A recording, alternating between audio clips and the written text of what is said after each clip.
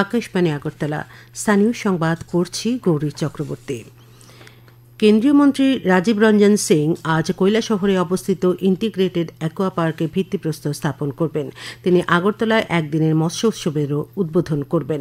প্রধানমন্ত্রী মৎস্য সম্পদ যোজনার আওতায় ৪২ কোটি ৪০ লক্ষ টাকা বিনিয়োগে এই পার্কটি স্থাপন করা হচ্ছে।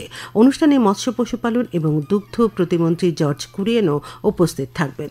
মৎস্য পশুপালন ও দগ্ধ মন্ত্রক এক বিবৃতিতে জানিয়েছে, এই উপলক্ষে মৎস্যক্ষেত্রের বিভিন্ন সুবিধাভোগীদের মধ্যে শংসাপত্র এবং অনুমোদনের আদেশ বিতরণ করা হবে এবং যোগ্য মৎস্যজীবী ও মৎস্যচাষীদের কিষাণ ক্রেডিট কার্ড বিতরণ করা হবে। মন্ত্রক আরও জানিয়েছে যে সেরা কর্মক্ষম সমবায়, মৎস্যচাষী উৎপাদক সংস্থা এবং মৎস্য স্টার্টআপগুলোকেও এই ক্ষেত্রে তাদের অবদানের জন্য স্বীকৃতি দেওয়া হবে। কেন্দ্রীয় মৎস্য, প্রাণী সম্পদ এবং ডেয়ারি শিল্প মন্ত্রী রাজীব রঞ্জন সিং গতকাল বামুটিয়ায় ৪০,০০০ লিটার ক্ষমতাসম্পন্ন দুধের ডেয়ারির উদ্বোধন করেছেন। গোপালকদের আর্থিক সমৃদ্ধির লক্ষ্যে বামুটিয়ায় ৩.৫৭ একর জায়গা জুড়ে প্রায় ২২ কোটি টাকা ব্যয়ে নির্মিত এটি গোমতী ডেয়ারির দ্বিতীয় ইউনিট। অনুষ্ঠানে কেন্দ্রীয় মন্ত্রী রাজীব রঞ্জন সিং বলেন, এই কেন্দ্রে দুগ্ধ বিক্রির পাশাপাশি দই এবং দুগ্ধজাত অন্যান্য সামগ্রী তৈরি করা হবে। অনুষ্ঠানে মুখ্যমন্ত্রী অধ্যাপক ডাক্তার মানিক সাহা উপস্থিত ছিলেন। অপারেশন সিন্দুরের সাফল্যে গোটা দেশ ভারতের বীর সেনানীদের শ্রদ্ধা জানাচ্ছে। বিশিষ্ট শিক্ষাবিদ, ত্রিপুরা বিশ্ববিদ্যালয়ের প্রাক্তন উপাচার্য পদ্মশ্রী অধ্যাপক অরুণোদয় সাহা বললেন, পেহেলগামে মানবতার বিরুদ্ধে যে অপরাধ হয়েছিল তার জবাব ছিল ভারতের অপারেশন সিন্দুর। কোনো সাধারণ পাকিস্তানি মানুষ বা সৈনিকের উপর হামলা ছিল না, সেটা ছিল সন্ত্রাসবাদীদের বিরুদ্ধে মোক্ষম পদক্ষেপ।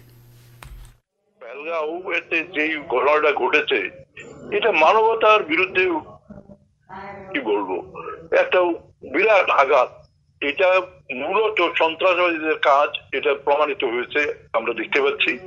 তাছাড়া এরকম কখনো ভাবা যায় কোন সভ্য আমাদের দেশে বা বাইরে কোথাও এরকম ঘটনা হয়েছে বলে শোনা যায় না। ভারতীয় সেনাবাহিনীর প্রবল পরাক্রম ও প্রধানমন্ত্রী নরেন্দ্র মোদীর সুযোগ্য নেতৃত্বকে সম্মান জানিয়ে গতকাল বাধারঘাট বিধানসভা এলাকার বেলাবর পঞ্চায়েতে তিরঙ্গা যাত্রা অনুষ্ঠিত হয়।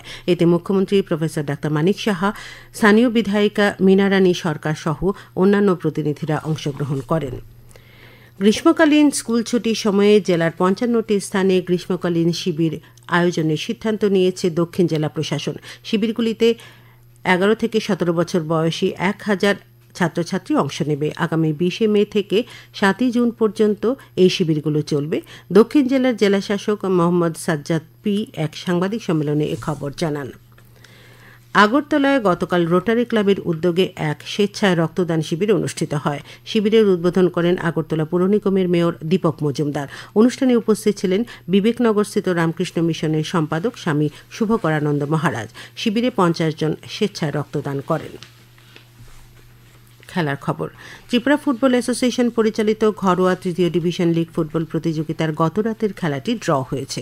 উমাকান্ত মিনি স্টেডিয়ামে নৈশালকে অনুষ্ঠিত কেশব সংঘ এবং ইয়ত ক্লাবের খেলাটি ১-১ গোলে শেষ হয়। আবহাওয়ার খবর। আজ আকাশ আংশিক মেঘাচ্ছন্ন থাকবে। রাজ্যের কিছু কিছু জায়গায় বজ্রবিদ্যুৎ সহ হালকা থেকে মাঝারি পর্যায়ে বৃষ্টিপাতের সম্ভাবনা রয়েছে। আজ দিনের তাপমাত্রা সর্বোচ্চ ৩২ ডিগ্রি সেলসিয়াস এবং সর্বনিম্ন ২৪ ডিগ্রি সেলসিয়াসের কাছাকাছি থাকতে পারে বলে জানিয়েছে আবহাওয়া দপ্তর। স্থানীয় সংবাদ এখনকার মতো এখানেই শেষ হলো। পরবর্তী বাংলা স্থানীয় সংবাদ প্রচারিত হবে আজ সন্ধ্যায় ৭:৫৫।